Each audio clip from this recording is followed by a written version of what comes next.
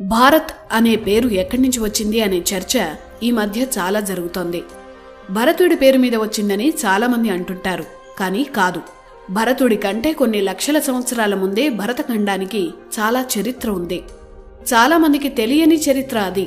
అందుకే మన దేశానికి భరత అనే పేరు ఎలా వచ్చిందో సమగ్రంగా చెప్పే స్టోరీ ఇది. బ్రిటిష్ వారు మన చరిత్రను ఎంత నాశనం చేయాలో అంత చేశారు. ఇప్పుడు మనం పుస్తకాల్లో చదువుతున్న చరిత్ర అంతా కన్ఫ్యూజనే. బ్రిటిష్ కాలంలోనే కోట వెంకటాచలం అనే గొప్ప చరిత్రకారులు ఉండేవారు.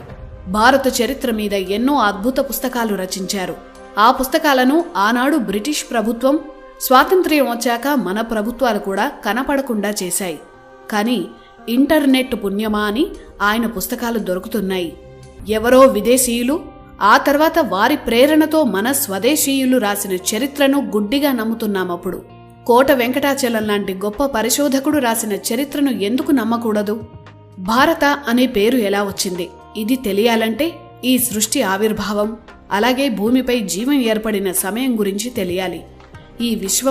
ఈ విశ్వం తర్వాత బ్రహ్మాండం, ఆ బ్రహ్మాండం బద్దలై ఇప్పుడు మనం చూస్తున్న అంతరిక్షం ఏర్పడ్డాయని హబుల్ టెలిస్కోపులు చెప్పడానికి 1000 ఏళ్ల ముందే ప్రతి పురాణము చెప్పింది.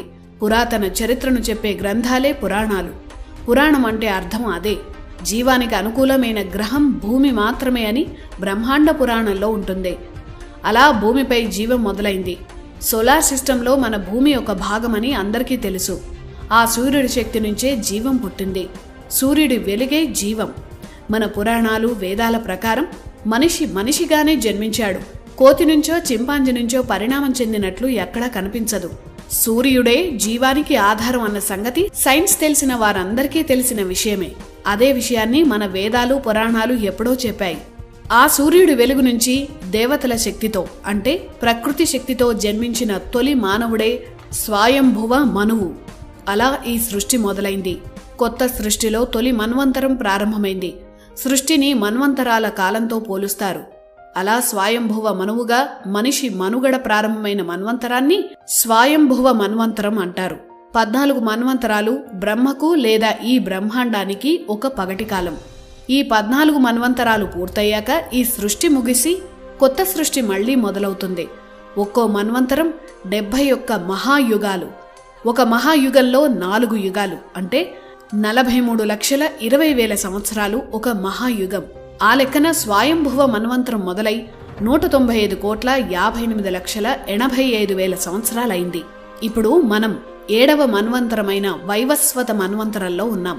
సూర్యుడి వెలుగు నుంచి జన్మించిన స్వయంభువ మనువు నుంచి మానవ జాతి వృద్ధి చెందింది. సూర్యుడి వెలుగుని భా అంటాం. ఆ వెలుగు నుంచి పుట్టిన వారసులు కాబట్టే మనువు వారసులను దేవతలు భారతులు అని పిలిచారు. వీరు నివసించిన ప్రాంతం భరతవర్షమైంది. అలా వచ్చింది భారత అనే పేరు.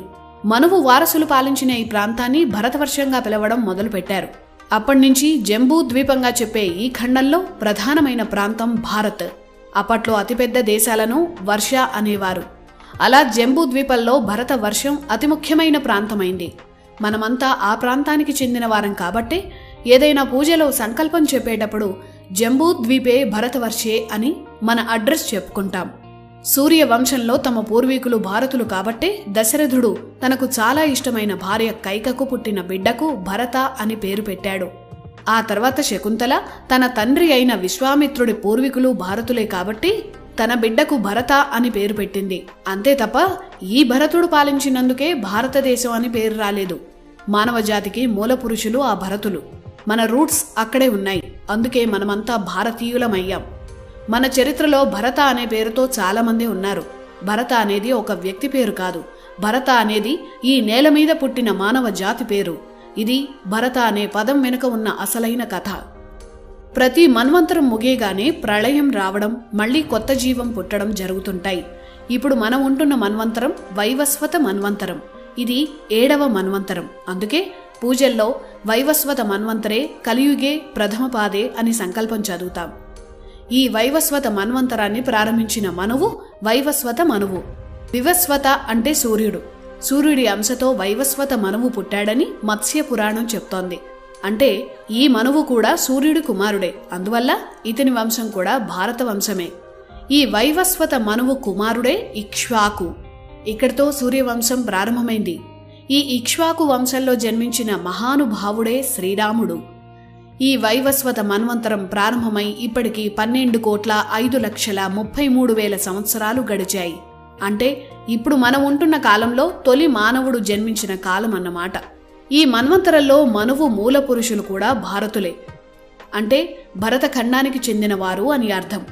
శ్రీరాముడి దగ్గర నుంచి శ్రీకృష్ణుడి వరకు అందరూ తమ సంకల్పంలో ఈ భారత అనే పదాన్ని ఉపయోగించారు. భరతవర్షం అనే పదం అన్ని యుగాల్లో వినిపిస్తుంది. ప్రతి మన్వంతరానికి అంటే ప్రతి 30 కోట్ల సంవత్సరాలకు భూమిపై ప్రళయాలు ఏర్పడి మళ్లీ కొత్త జీవం ఏర్పడింది. అలా 6 సార్లు ఇప్పటి వరకు జరిగింది. ఇప్పుడు జరుగుతున్న 7వ మన్వంతరం అంటే వైవస్వత మన్వంతరం 12 కోట్ల సంవత్సరాల క్రితం మొదలైంది. మత్స్యావతారంగా విష్ణువు అవతరించిన సమయం కూడా ఇదే.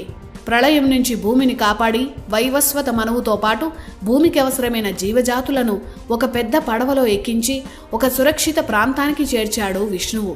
ఇదే కాన్సెప్ట్ని 2012 సినిమా క్లైమాక్స్గా వాడుకున్నారు. వైవస్వత మన్వంతరం మొదలైన 12 కోట్ల సంవత్సరాల్లో ఇప్పటికీ 27 మహాయుగాలు గడిచిపోయాయి. ఇప్పుడు 28వ మహాయుగంలో వేదకాలమైన కృతయుగం, రాముడు పుట్టిన త్రేతాయుగం, కృష్ణుడు అవతరించిన ద్వాపర యుగం ముగిసిపోయాయి. ఇప్పుడు కలియుగం నడుస్తోంది. కలియుగంలో ఇప్పటి వరకు 5,124 సంవత్సరాలు గడిచాయి. ప్రతి యుగం చివర ఏదో ఒక ఉత్పాతమో యుద్ధమో వచ్చి మానవ సంహారాలు జరిగాయి. ఉదాహరణకు త్రేతాయుగం చివరిలో రామరావణ యుద్ధం జరిగింది. ద్వాపర యుగం చివరిలో కురుక్షేత్ర యుద్ధం జరిగింది. అప్పటి చీనా, గ్రీసు, రోము, ఈజిప్టు, అరేబియా ప్రాంతాల ప్రజలు ఆ యుద్ధంలో పాల్గొన్నట్లు మహాభారతంలో వ్యాసుడు రాశారు. పాండవులు గెలిచారు. యుద్ధం తర్వాత కౌరవుల వంశంలో ఉన్న చాలా మంది ప్రజలు నిరుత్సాహపడ్డారు. వారికి భరతఖండంలో ఉండడం ఇష్టం లేక యుద్ధంలో పాల్గొన్న చీనా, గ్రీస్, రోము, ఈజిప్ట్ లాంటి దేశాల ప్రజలతో చాలా మంది భారతీయులు వలస వెళ్లిపోయారు. వారిలో కొందరు ఆ దేశాల్లో చాలా ప్రాంతాలను ఆక్రమించి రాజ్యాలు స్థాపించారని చరిత్ర చెప్తోంది. అక్కడ మన సంప్రదాయాలు, మన సంస్కృతి విస్తరించారు. అందుకే ఆ దేశాల్లో ఇప్పటికీ భారత వంశీయుల ఆనవాళ్లు కనిపిస్తాయి. మన దేవుళ్లనే వేరే వేరే పేర్లతో ఇప్పటికీ ఆరాధిస్తున్నారు. ఆ ప్రాంతాల్లో కృష్ణతత్వం వ్యాపించింది. యూరప్లో కొన్నేళ్ల క్రితం వరకు రాధాకృష్ణులనే పూజించారు. వారిని పేగన్స్, స్లావిక్ కల్చర్ అంటారు. వీరందరికీ మూలం భారత వంశమే. కురుక్షేత్ర యుద్ధం తర్వాత ధర్మరాజు, ఆ తర్వాత పరీక్షిత్తు పరిపాలించారు. పరీక్షిత్తు పాముకాటు వల్ల మరణించాడని, అతని కుమారుడు జనమేజయుడు సర్పజాతిని సంహరించే సర్పయాగం చేయించాడు. అప్పుడు ఆ సర్పజాతిని అస్తిక అనే ఋషి కాపాడి ఆ నాగజాతిని భరతఖండం నుంచి ఇప్పటి మెక్సికో ప్రాంతానికి తీసుకువెళ్లాడని భారతం చెప్తోంది. అలా ఆనాడు నాగజాతితో పాటు రాక్షస జాతికి చెందిన మయుడి వారసులు కూడా అస్తికుడితో మెక్సికో ప్రాంతానికి వెళ్లిపోయారు. ఆ మయుడి వారసులే మయన్స్ అయ్యారని, నాగజాతిని అస్తికుడు రక్షించాడు కాబట్టి వారు అడ్జెక్ట్స్ అయ్యారని చరిత్ర చెప్తోంది. ఇప్పటికీ మెక్సికోలో కనిపించే ఆనవాళ్లు, అక్కడి పెద్ద పెద్ద ఆలయాలు మన భారతదేశ సంస్కృతిని స్పష్టంగా చెప్తాయి. అంతెందుకు, మహాభారతం అనే పేరు వెనుక అసలు కథ ఇదే. మానవ మనుగడ, నాగరికత, చరిత్రను చెప్పే విధంగానే వ్యాసుడు తన ఇతిహాసానికి భారతం అని పేరు పెట్టాడు. మొదట జయం అనే పేరు పెట్టి ఆ తర్వాత భారత చరిత్రను చెప్పేందుకే భారతం అని పేరు మార్చడం వెనుక చారిత్రక కారణాలు ఉన్నాయి. ఇది భారత్ అనే పేరు వెనుక ఉన్న లక్షల ఏళ్ల చరిత్ర.